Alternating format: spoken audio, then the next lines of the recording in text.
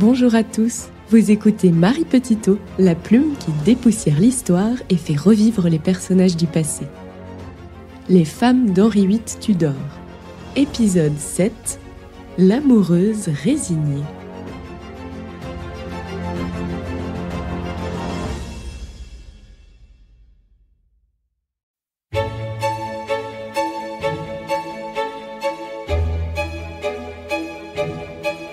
Catherine Parr naît en 1512 dans une famille bien établie à la cour d'Henri VIII.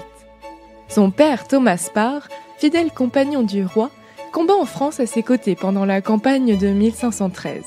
Sa mère, Maud Parr, née Maud Green, est dame de compagnie de Catherine d'Aragon dont elle est très proche.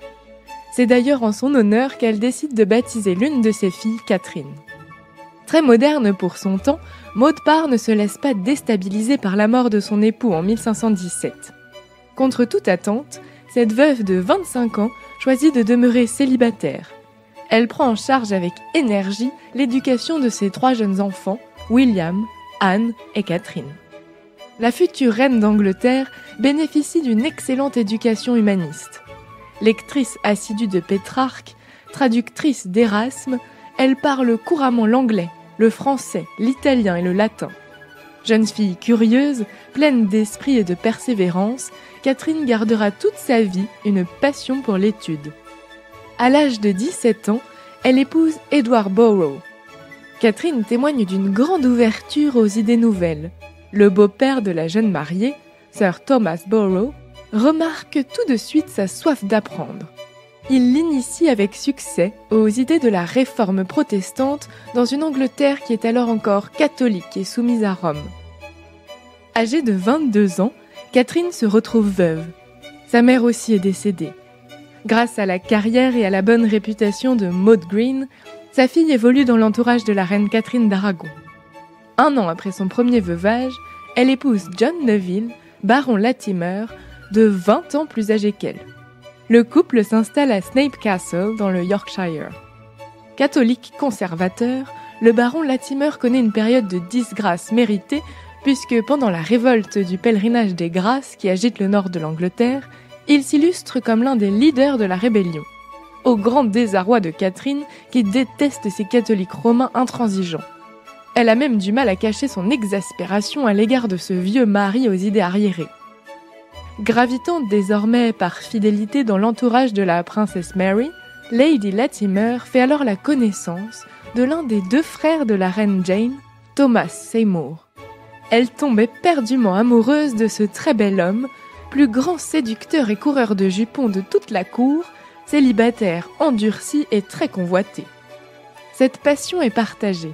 Il semble que les 2 jeunes gens entament une liaison.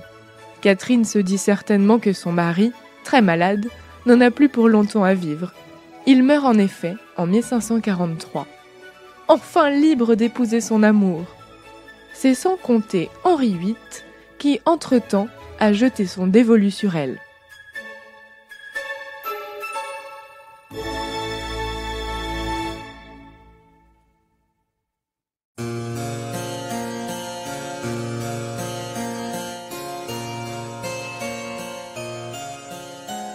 Des cheveux auburn, de petits yeux marrons et un nez retroussé sur un visage anguleux. Catherine Parr n'est pas une grande beauté. Mais Henri se moque désormais de la jeunesse et de la sensualité. Le comportement de sa dernière épouse l'a laissé abattu, choqué. Ce monarque vieillissant, devenu presque impotent, recherche une compagne chaste, intègre et honnête avec un peu de caractère, qui puisse soulager ses souffrances et lui offrir la paix domestique. Et il faut reconnaître que Lady Latimer correspond parfaitement à ces critères. Avec elle à ses côtés, il va enfin pouvoir couler des jours tranquilles. Tandis que son époux malade n'en finit plus de mourir, Catherine reçoit une avalanche de présents de la part du roi. Elle n'a aucune envie de prendre la suite des 5 autres reines et tente de le faire comprendre à Henri VIII avec le plus de courtoisie possible. Peine perdue. Comme toujours, lorsqu'on tente de lui résister, le roi s'accroche, persévère, devient insistant et use de son pouvoir pour arriver à ses fins. En mai 1543, le monarque évince son rival Thomas Seymour en l'envoyant à Bruxelles occuper les fonctions d'ambassadeur. Le champ est libre. Après avoir beaucoup pleuré son amour envolé, Catherine se raisonne. Elle n'a pas vraiment le choix. Et elle se console en se confiant la mission divine de diffuser l'évangélisme humaniste d'Érasme, et elle accepte ce mariage sous la pression royale. Catherine Parr devient reine d'Angleterre en épousant Henri VIII le 12 juillet 1543 à Hampton Court. La petite cérémonie se déroule dans la plus stricte intimité. Il a 52 ans, elle en a 31.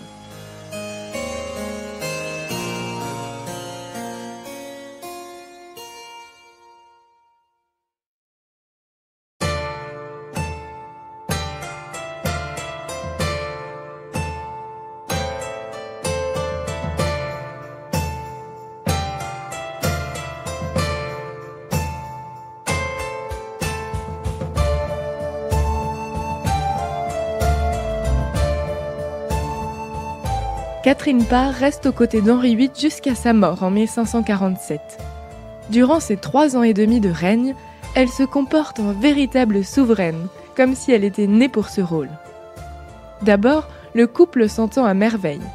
Dans ses lettres, le roi l'appelle « très chère et très bien-aimée épouse »,« mon cœur »,« ma chérie » ou encore « Kate », affectueux diminutif de Catherine. Les premières appréhensions de la reine s'estompent à mesure qu'elle parvient à gagner l'entière confiance du monarque. Assez ambitieuse mais ayant la tête sur les épaules, pouvant se montrer d'un caractère puissant mais toujours avec de la réflexion, elle apparaît au roi comme un pilier sur lequel se reposer. Il n'hésite pas à lui confier la régence du royaume lorsqu'il part en campagne en France à l'été 1544.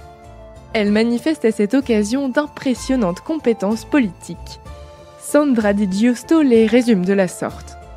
Elle joua un rôle actif, assurant la sécurité de la frontière nord entre l'Angleterre et l'Écosse. Elle s'occupa également du matériel et des biens dont Henri pouvait avoir besoin en France et se montra ainsi une brillante organisatrice.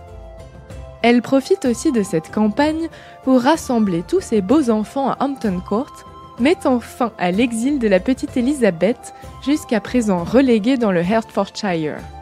Comprenant parfaitement que l'avenir appartient à la jeune génération, Catherine fait tout ce qui est en son pouvoir pour faire régner l'entente entre les rejetons de son époux. Il est probable que la reine soit à l'origine du 3e acte de succession de février 1544, par lequel Henri VIII rétablit les 2 princesses dans leur droit de succession après leur frère Édouard. Si elle est sincèrement proche de la princesse Mary avec laquelle elle partage l'amour de la danse, et si elle devient pour le jeune prince Édouard une mère de substitution, c'est avec Élisabeth qu'elle entretient la relation la plus puissante. La reine a sur l'orpheline d'Anne Boleyn une grande influence, notamment religieuse. Grande mécène, Catherine Parr protège les musiciens, des portraitistes miniaturistes, des graveurs et des joailliers. Et surtout, comme prévu, elle profite de sa position de reine pour promouvoir la religion réformée modérée. Prudente, connaissant les réticences d'Henri VIII envers le protestantisme dont elle-même n'embrasse pas tous les principes, elle procède par petites touches. Elle correspond avec de nombreuses personnalités sensibles aux idées nouvelles. Elle traduit des prières en anglais et se lance bientôt dans la rédaction d'un ouvrage intitulé « Prières pour élever l'âme vers les méditations spirituelles ». Ce livre, publié en 1545, est considéré comme l'un des plus anciens ouvrages de dévotion protestant. Il fait de Catherine Parr la première femme à publier officiellement un livre en anglais et en son nom. Son désir de faciliter l'éducation religieuse du peuple anglais la pousse dans un autre projet d'envergure, le plus important entrepris par une reine en la matière. Favorable aux traductions de la Bible en anglais déjà poussées par Anne Boleyn, Catherine Parr considère néanmoins que sa lecture ouvre la voie à une pluralité d'interprétations. Elle charge donc son protégé, l'humaniste Nicolas Udall, de piloter une traduction des paraphrases d'Érasme sur le Nouveau Testament. L'idée de Catherine est d'offrir un accompagnement à la lecture de la Bible pour éviter les contresens. Elle-même participe à ce projet colossal qui est achevé sous le règne d'Édouard VI.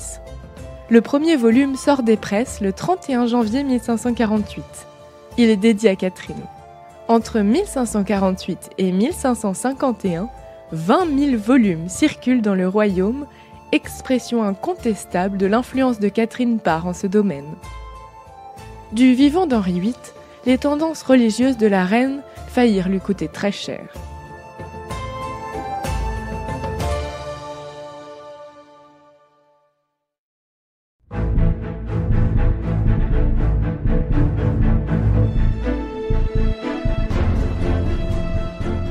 Les courants qui s'affrontent autour de l'église anglicane sont complexes.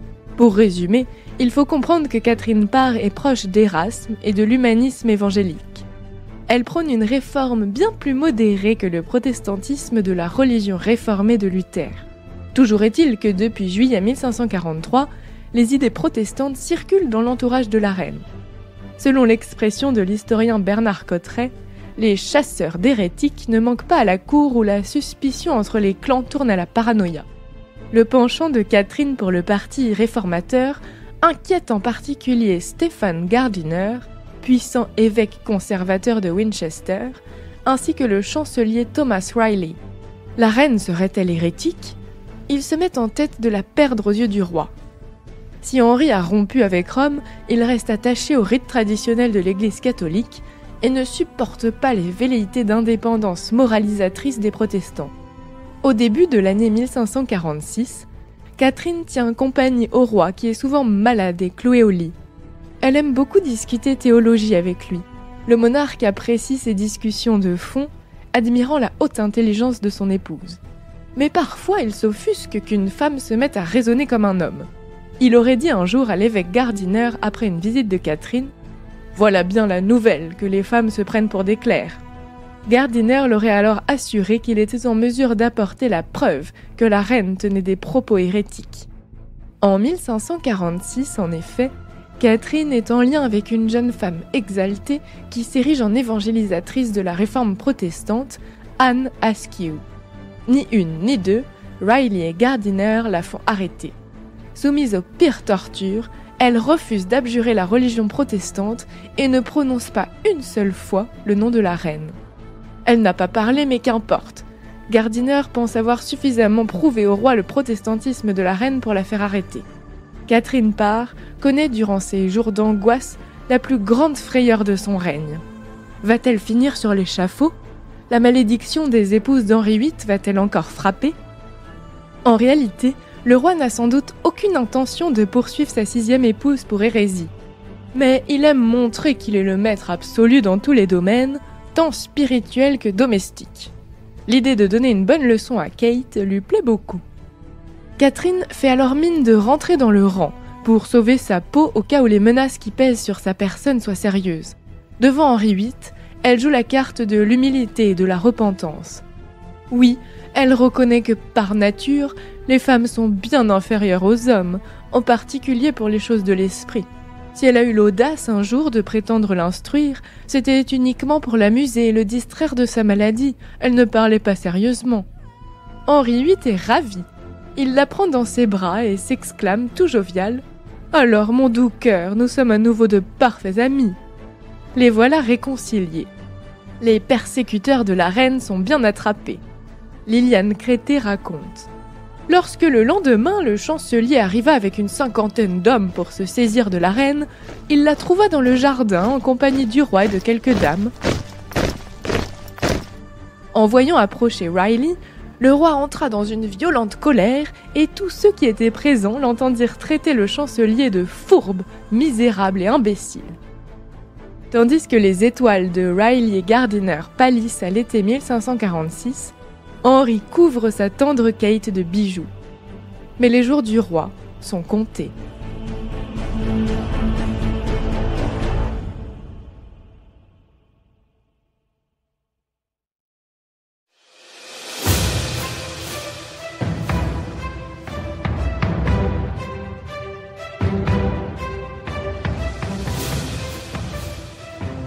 La santé d'Henri VIII se dégrade considérablement en décembre 1546.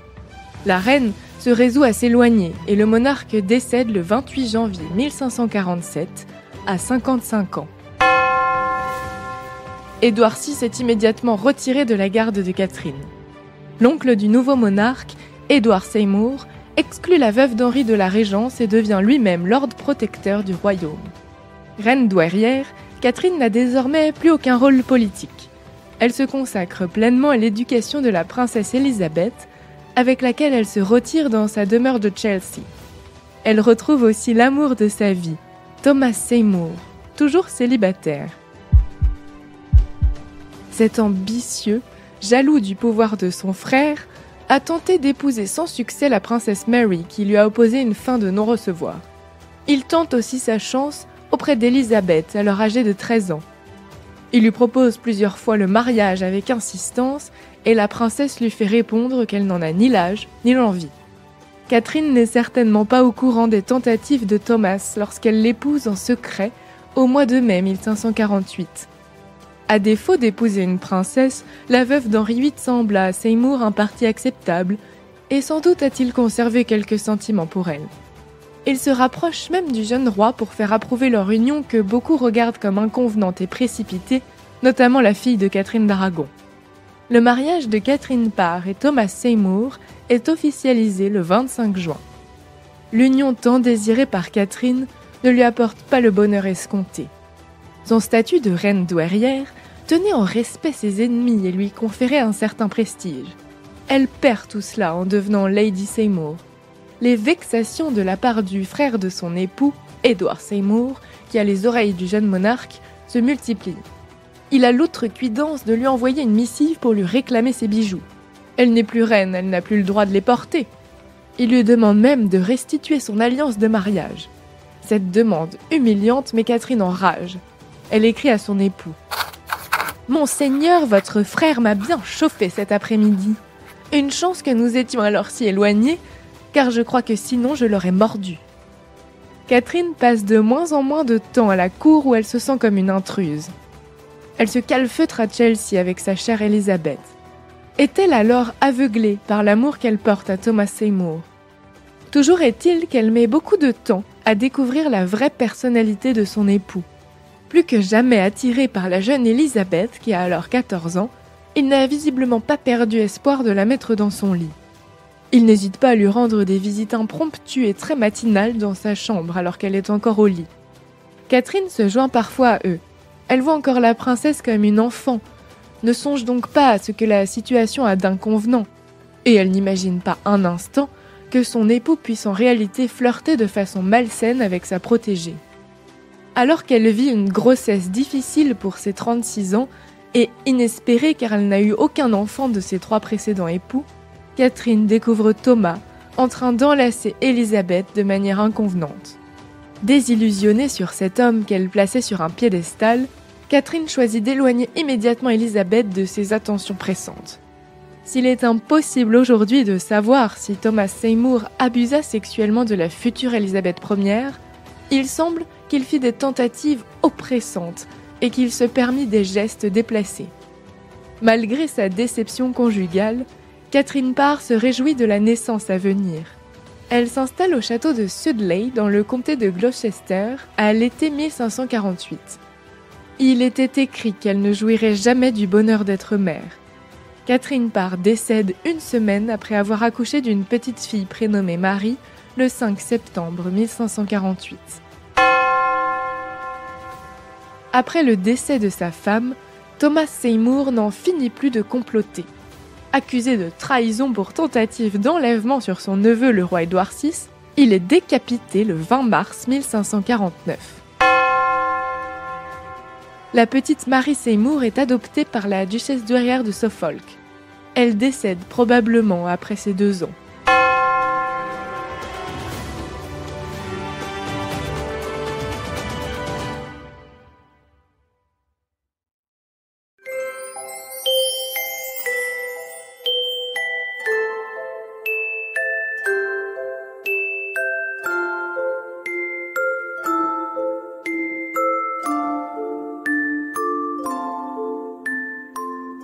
Le destin aurait épargné à Catherine de voir la descente aux enfers de son époux et la mort de son seul et unique enfant. De toutes les épouses d'Henri VIII, elle fut sans doute la plus faite pour son rôle de reine. Savant mélange entre la piété et la fierté de Catherine d'Aragon, l'ambition, l'instruction et la forte personnalité d'Anne Boleyn, la douceur de Jane Seymour, la prudence d'Anne de Clèves et le romanesque de Catherine Howard.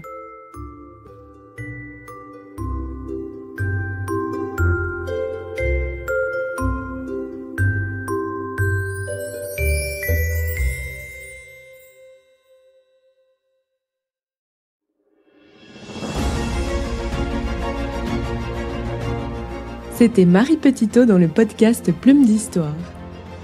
À très bientôt pour une nouvelle incursion dans les couloirs du temps.